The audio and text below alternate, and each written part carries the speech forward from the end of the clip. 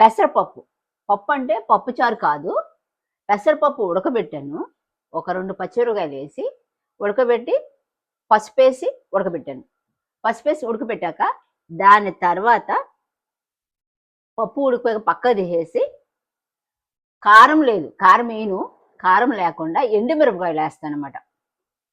Garlic, ఎల్లుల్లిపాయలు బాగా ఒలిసి వాటిని స్మాష్ చేసేసి, ఒక 5, 6 ఎల్లుల్లిపాయలు, అప్పుడు నూనె కాగాక దాంట్లో ఆవాలు, తర్వాత జీలకర్ర, దాని తర్వాత ధనియాలు, తర్వాత ఎండుమిరపకాయలు వేస్తాను బాగా.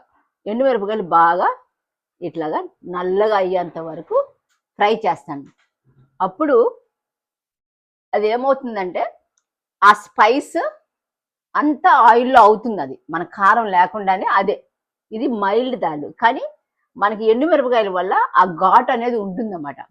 సో నేను అలా చేస్తాను. అలా చేసి పప్పు అందులో వేస్తాను. కరివేపాకు, కొత్తిమీర కూడా వేస్తాను. చాలా టేస్ట్ ఉంటుందండి.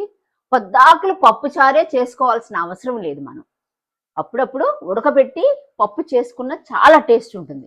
చాలా చాలా చాలా టేస్ట్.